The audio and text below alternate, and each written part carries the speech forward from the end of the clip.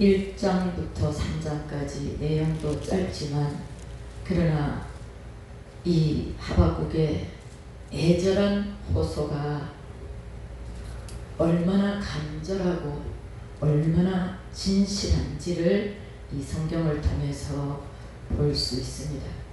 하나님은 과연 살아계시는가? 살아계시다면 정말 우리가 간절히 기도할 때 역사하고 계시는가? 이 하박국을 통해서 우리 자신도 돌아볼 때 하나님 앞에 누구나 한 번 이상은 이렇게 주의 종으로서 간절히 하나님, 세상이 왜 이랬습니까? 교회가 왜 이랬습니까? 아니면 지금 우리가 기도하는데 하나님께서는 왜 잠잠하십니까? 하고 한 번 이상 그렇게 안타까운 기도를 하셨을 거라고 생각해 봅니다. 하나님이 살아계시면, 그렇다면 세상에서 악인이 잘되고 의인이 고통받는 이유는 또 무엇입니까? 이 하박국서는 성도라면 누구라도 이렇게 의문을 제기할 수 있는 신앙 문제에 대한 해답을 우리에게 명확하게 주고 계십니다. 그 질문은 어떻게 해서 한마디로 말하면 불의가 선보다 득세할 수 있습니까? 또 그에 대한 해답은 2장 4절에 간단히 명료합니다.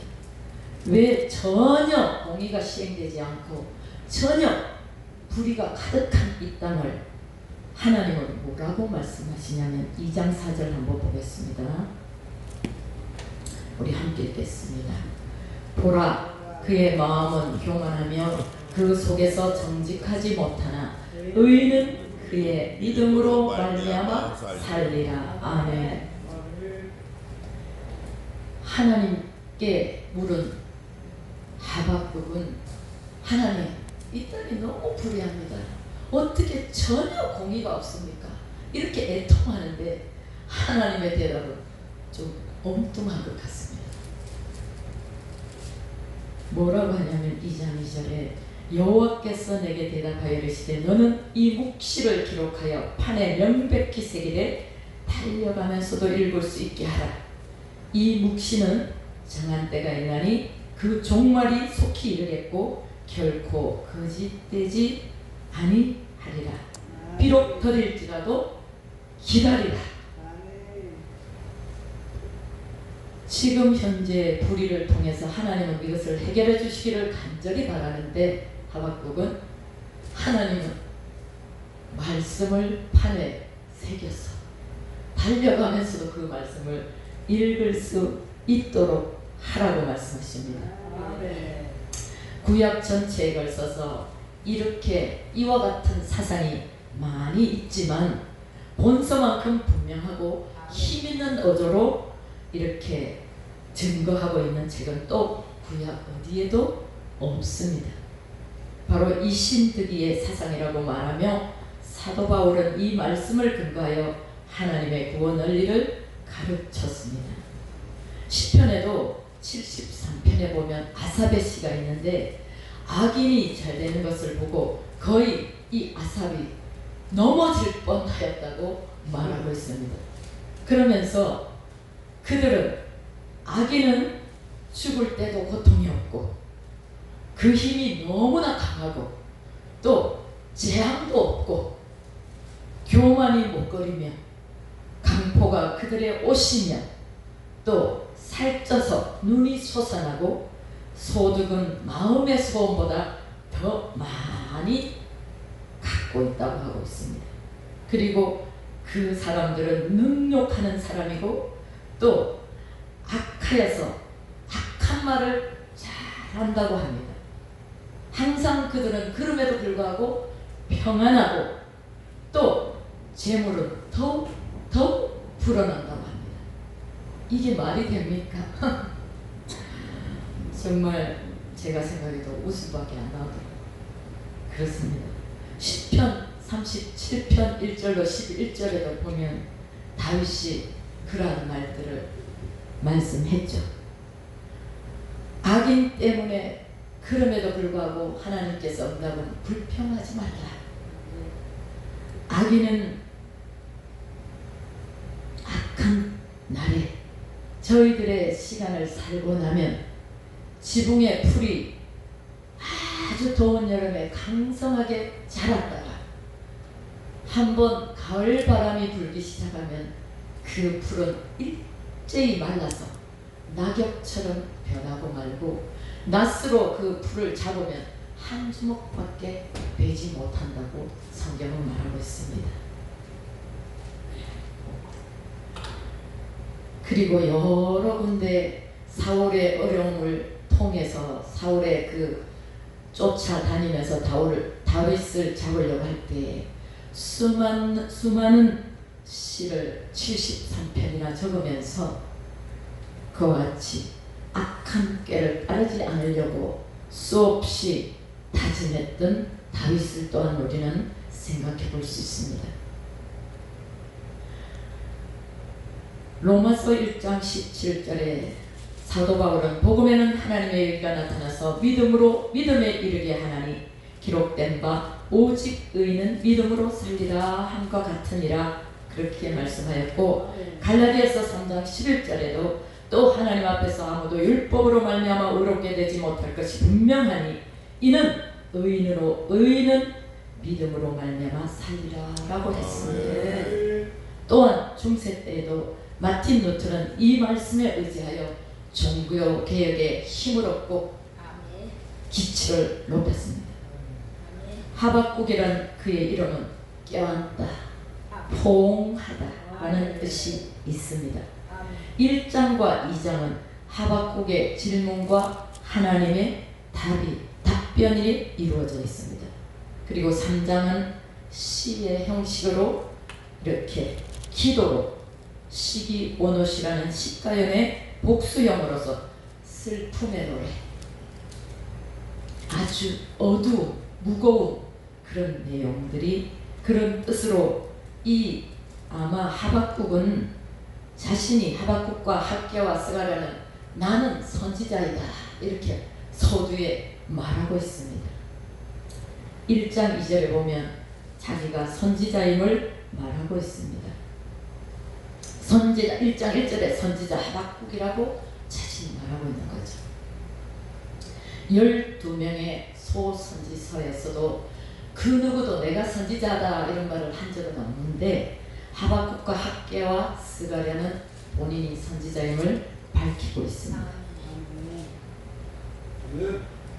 근데 이 시가연, 시기오노 이런 것은 슬픔의 노래를 했는데 이 하박국은 아마 레위 지파 출신으로 찬양 성가대원이었지 않나 하는 이런 견해가 지배적입니다. 기록 시기는 1장 5절로 11절에 보면 아수르가 이미 멸망하고 갈대아, 바벨론이라는 나라가 중근동을 제패하고 있을 당시입니다. 이웃 나라를 정복해 나가는 그 바벨론은 엄청난 힘을 발휘하면서 이렇게 하나씩 주변 국가를 자기의 권력과 힘으로 다 사로잡았던 것입니다. 바벨론은 612년 BC 아수르를 멸망시키고 BC 605년에 애굽의 느고 왕을 갈그미스 전투에서 격파하게 됩니다. 그래서 가장 강했던 애굽을 의지하는 이 이스라엘을 이제 애굽이 힘을 잃자 바벨론이 다 접수를 하게 되는 것이죠. 이때 남유다는 당시 최고의 선왕이었던 요시야 왕이 무기또 전투에서 전사합니다. BC 609년에 여호아스가 왕이 되고 그 석 달 뒤에 여호아스가 왕이 되었는데 이 애굽의 바로가 왕이 되지를 못하게 합니다. 그래서 결국 그 자리에서 내려오고 또 이제 여호야김, 엘리야김이라 하는 그 왕이 등극을 하게 되는 거죠. 예레미야 32장 36절에 보면 바벨론을 섬기면 하나님의 정한 기한이 되면 유다가 돌아올 것을 예레미야는 수도 없이 예언을 하죠.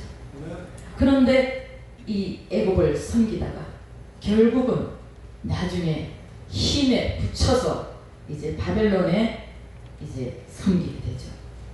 여호야긴은 바로 느고의 그 왕을 섬기다가 결국 금을 보내고 화친을 하고 바벨론이 쳐들어올 때도 당신이 우리를 동맹해서 도와줘야 됩니다.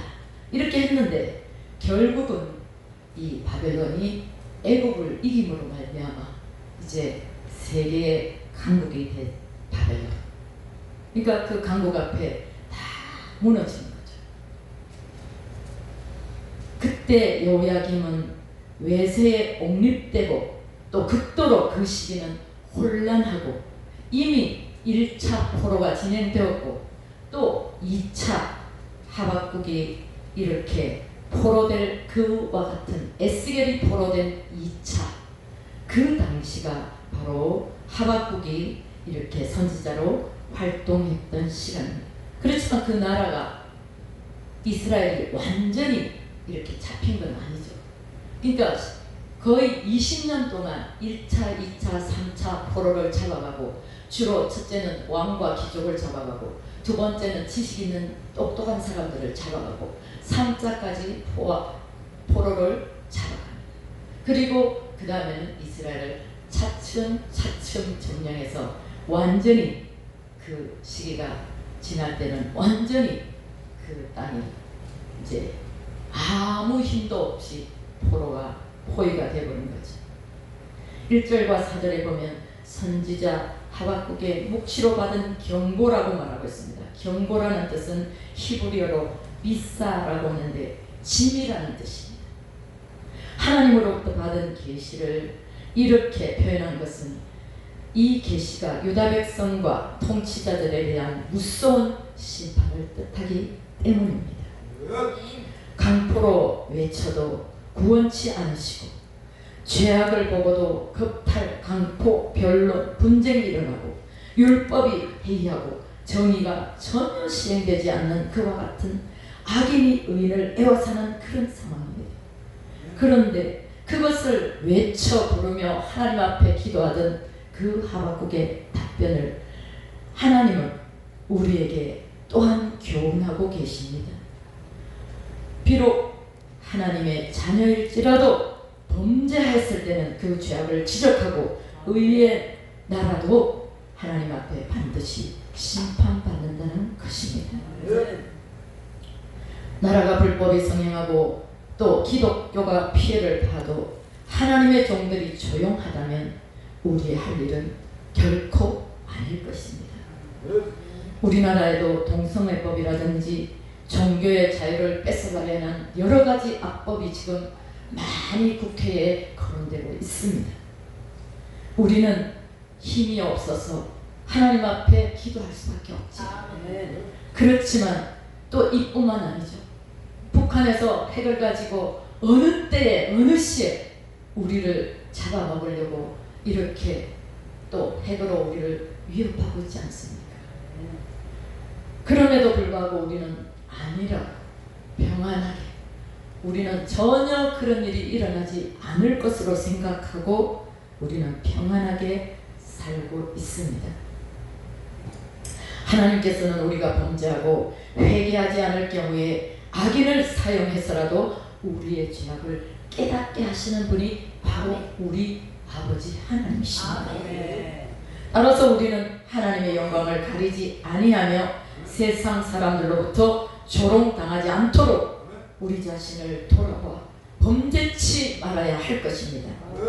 1장 12절로 2장 1절에는 하박국의 두 번째 기도가 나옵니다.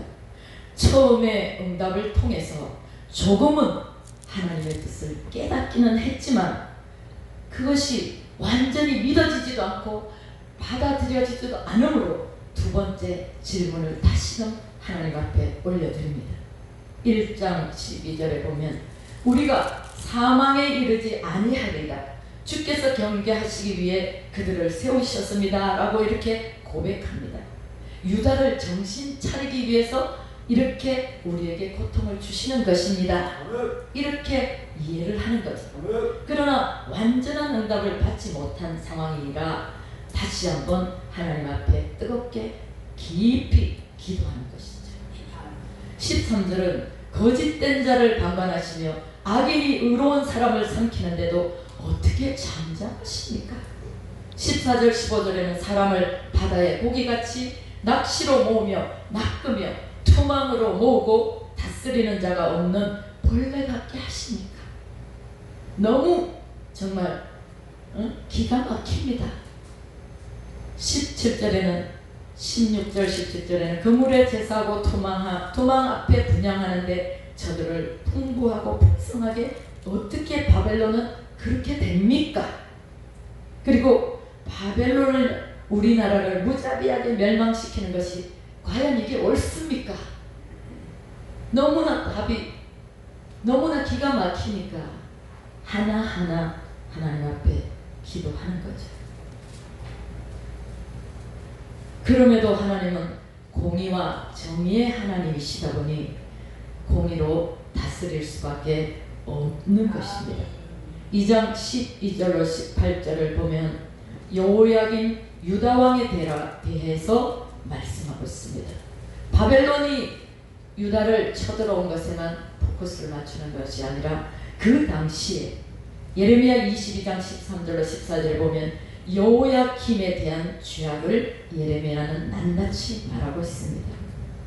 불의로 그 집을 세우며 부정하며 그 다락을 지으며 자기의 이웃을 고용하고 그의 품삯을 주지 아니하는 자에게 화 있을진저 그가 이르기를 내가 나를 위하여 큰 집과 넓은 다락방을 지으리라 하고 자기를 위하여 창문을 만들고 그것에 백향목을 입히고 붉은 빛으로 칠하고 있다고 말합니다.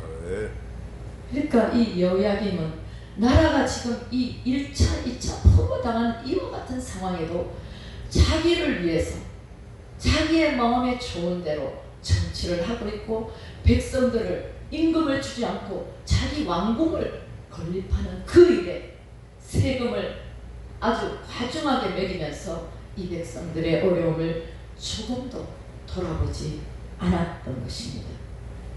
2장 1절에 보면 내가 파수하는 곳에 서며 성루에 서서 기다리고 바라보며 나의 질문을 어떻게 대답하실는지 보리라. 이렇게 하면서 하나님을 기다립니다. 다시 말해서 13절에는 왜 하필이면 갈대인을 심판의 도구로 삼으십니까? 잔악한 침략행위로 인해 심판에서 제외되어야 마땅한 의인들까지 왜 고난을 받게 하십니까? 이런 말을 묻고 있는 것이죠. 그럼에도 불구하고 당시 사람들에게 계시의 내용을 알려주기 위해서뿐 아니라 그 후손들에게도 이 말씀을 온전히 전할 수 있도록 영구 보존이 가능한 그런 돌판에다가 그 말씀을 새겨두라고 말씀하십니다. 이와 같은 상황은 바벨론이 쳐들어온 초기이고 나중에 20년에 걸쳐 유다가 멸망당하는 상황입니다. 초기 단계에 쓰여졌기 때문에 그 당시는 굉장히 나라가 어수선하고 혼란한 상황이었습니다. 그러므로 신명기 6장 6절에도 보면 오늘 내가 내게 명하는 이 말씀을 너는 마음에 새기라고 말씀하셨고 신명기 27장 8절은 너는 이 율법을 모든 말씀을 그 돌둘리에 분명하고 정확하게 기록할지니라고 말씀하고 있습니다. 당시 이러한 돌판은 모든 사람이 볼 수 있도록 아주 공공장소에다가 게시했으며 또 보관용 판은 안전하게 보존될 수 있도록 돌판에 그 글을 새겨서 하나님의 말씀을 새겨서 땅에 묻어 안전하게 보관하였던 것입니다. 2장 2절에 달려가면서도 읽을 수 있게 하라고 말씀하신 것은 크고 뚜렷하게 너 마음에 새겨라. 오늘 우리가 그렇게 드려야 할 줄로 믿습니다. 외형적인 기록도 중요하지만 현재를 사는 우리의 말씀을 각자 마음판에 깊이 새겨야 할 것입니다. 말씀을 새기는 이유는 다시는 어리석음을 반복하면 안 된다는 교훈인 것입니다. 이것이야말로 하나님의 말씀을 가장 가까이 할 수 있는 최선의 방법이며 알아야 할 것입니다. 하버드 철학 교수로 있는 조지 샨티아나는 진보는 변화에 있는 게 아니라 과거를 잘 기억하는 데 있다고 말합니다. 다시 말하면 과거를 기억하지 못하는 자들은 과거를 되풀이할 운명에 놓여 있다고 말하고 있습니다.